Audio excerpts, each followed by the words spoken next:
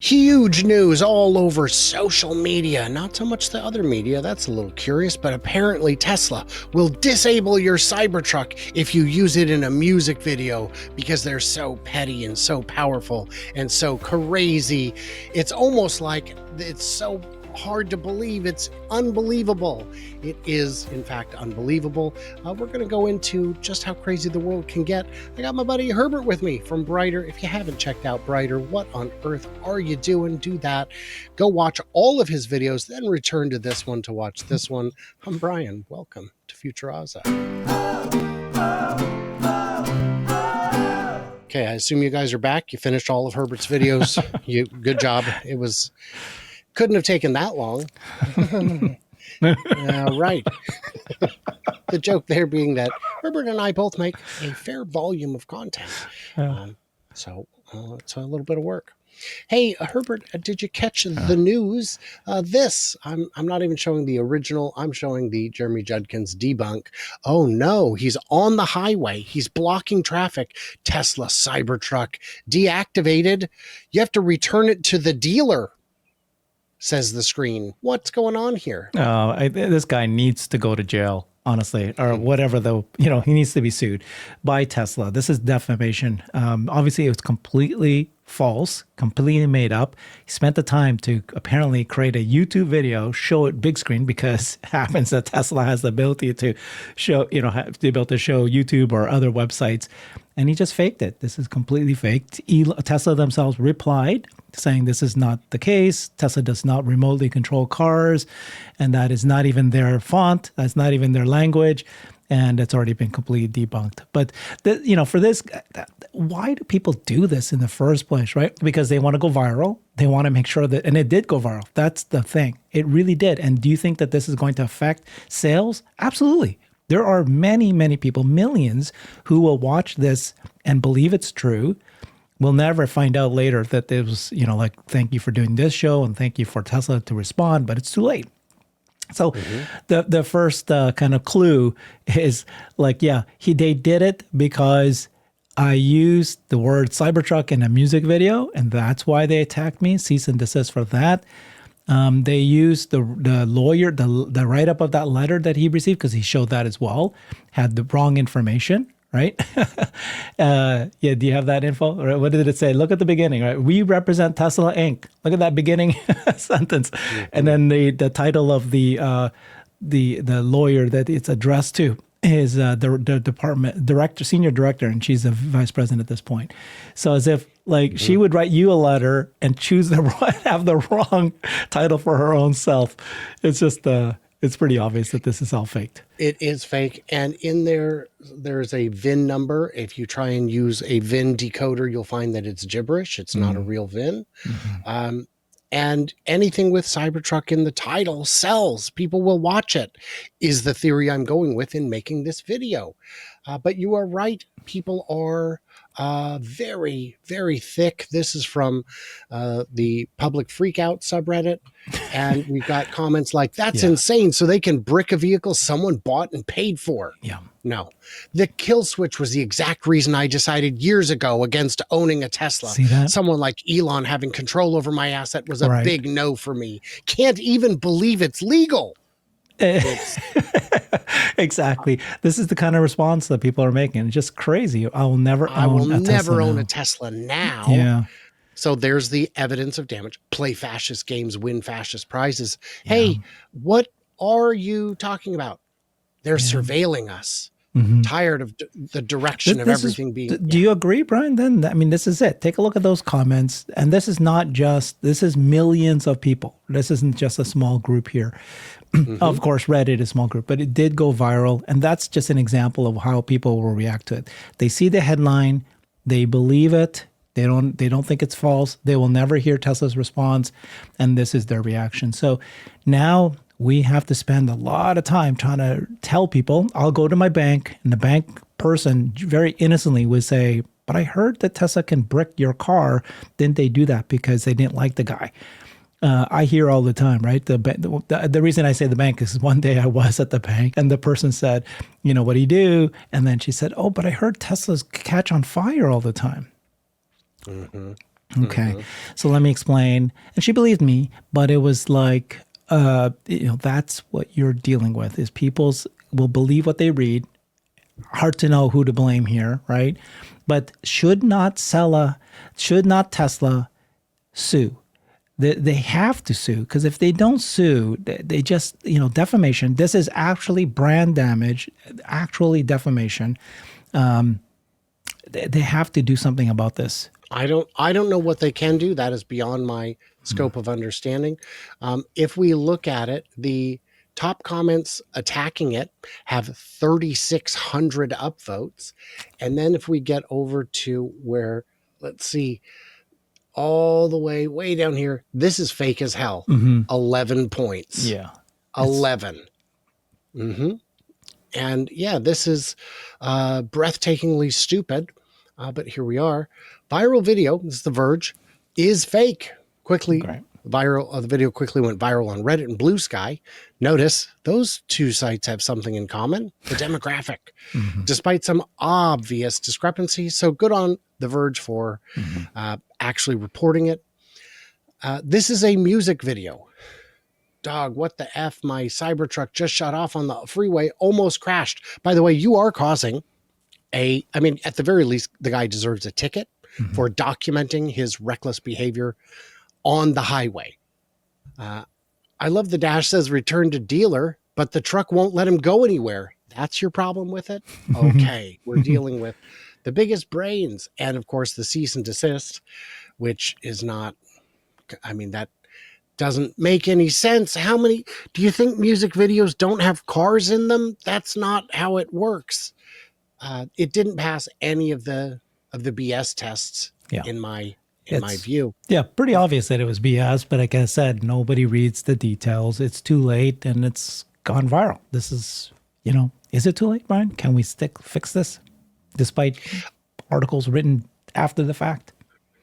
I'm of the belief that people who are of this mental capacity don't generally have enough money to buy a new car. So but also they want to hear the negative and they'll want to believe it regardless. And they hear the negative, they'll just go and believe it regardless. And then they'll spread that. There are people in the comments who did helpfully point out that Cadillac OnStar has had this capacity for about 30 years now. That's right. We know from news clips 30 years ago about people carjacking, where the owner then calls it in and they go, oh, what's your name? Let me pull up your account. It has been deactivated in the middle of a police chase. That doesn't happen much with Teslas because Teslas aren't stolen very much because they don't have keys. They're different sorts of vehicles when it comes to trying to steal them. Those are almost entirely people people who have already had access to your car granted by you. So that's a little bit crazy is what that is. So there's some opportunities for education out there, but like you said, a lot of people are already in maximum hate mode. This morning I had a chat with a gentleman at breakfast who I know casually at breakfast because it's a cheap place in town and we all go there. And he was saying that he wouldn't buy an electric truck because he doesn't know if it has enough torque. Yeah. I go, well, how much torque do you think you need? And he goes, well, I've got a 1-ton diesel and it's got like 700 pounds of torque. So rather than bring up Cybertruck because he's not going to be interested, I just pulled out my phone and said F-150 Lightning foot-pounds of torque. And it told me the number is 775, which if anything sounds low because I've driven one and they are torquey monsters. They are a lot of fun, and a F-150 Lightning drives great. It is when I drove it, it was hands down the best driving truck I had ever driven up until that time. I hadn't driven a Cybertruck yet. That is an even better driving truck. An F-150 feels like you're driving a car. Yeah. And a Cybertruck feels like you're driving a much smaller car. Do you remember that video that you and I watched last week about that the guy who explained the differences between electric vehicles and gas cars. Just so funny, explained it so Oh, well. yes. And it's basically better in every single way, including torque, acceleration, maintenance, everything. But it says Safety, everything. noise, So it's not pollution, the only operating thing costs. that gas cars are better at is it fills up faster, than an electric vehicle. That's But it. can I fill it up at home? Oh, no, of course not. What, are you crazy? I do. I have a gas station at home. I do. Yeah, I've got a licensed petrol dispensary. No, and yeah, if you were, well, there's a lot of things like that in society. If you were to try and invent aspirin today, it would never be approved for over-the-counter use. Its goods are limited. Its potential harms are vast. There's a lot of things we do just out of tradition. I've seen people saying, and I'd like your opinion on this, robotaxi and FSD unsupervised can never happen because the liability is too great. Yeah. And I say, but isn't that cars you're describing? If that's true, people can sue for hundreds of millions. They already can. Wouldn't cars just cease to exist if that was the limiting factor? I think the argument there, though, is they're saying that the vendor will have to take on all of the liability as opposed to now it's distributed to individual owners. Right? Yeah, So but I mean, you'd have policies, insurance policies. How does Uber operate if Uber is the one that can get sued? Yeah. So the first of all, the answer is that the whole reason of why robotaxi exists is to cut the accidents and reduce the cost of insurance, and all that will go down, not the other way around. Most accidents, right? The 40,000 people dying, the 2-3 million people being in serious injury just in the U.S. in the last year. All of this is, much of it is preventable. Right? It's not because somebody's, looking at a cell phone, drunk late at night, those kind of things, distracted, all these other reasons. Tired. Yeah. So a lot of them will go away. So then whether or not the insurance company, the vendor itself could do that. Now in robotaxi, it turns out that the revenue and margin is so high that it will probably very easily absorb the cost for you as a platform needing to take all that cost. And so eventually it's going to be zero. I mean, minimal, let's say 5%. I won't say zero yet because there's accidents that some other party will make. And not every accident you can, have evasive maneuvers for, but full self-driving and robotaxi is going to be superhuman, like superhuman. Mm-hmm. We're already starting to see it now where I saw 2 videos recently, just amazing, where it was late at night and the car was driving on FSD. And then there was a black car parked right around the corner. And, if you watched it in real time, it's like you barely can see it. And luckily FSD saw it and moved around it. But if you did not have FSD on, you would have hit that car. If I was driving, I've seen this video. You saw that one? If I was driving, I would have absolutely hit it. And the other one was the car was driving on a mountain, curvy mountain road, and then it's curves. You can't see around it. And all of a sudden, a car was coming right at in front of you, driving the wrong way, and you got to go around it. Like literally, oh my God, there's a car there. These things, evasive maneuvers, cameras, computers can react instantly. They can faster than humans can. They can do these. Not everyone. They can't do something that physics. You can't beat everything, but it will dramatically reduce it. So I think that's why we're doing what we're doing here. That's why we're supporting this platform, this software. And part of it is when I'm in traffic and I see traffic slowing down ahead of me, there are times on FSD where I would choose to brake sooner. Sure. But what I've come to understand, what I've come to accept is I have good tires, I have good brakes, and I have a car that can react in milliseconds. The fact that I don't trust myself to stop doesn't mean I shouldn't trust that the car can stop. Oh, the car can stop. The car will stop. But I have to understand what it does. Yeah, I think If there's. it was raining, for example, maybe I would disengage and hit the brakes myself a little sooner just for my own comfort.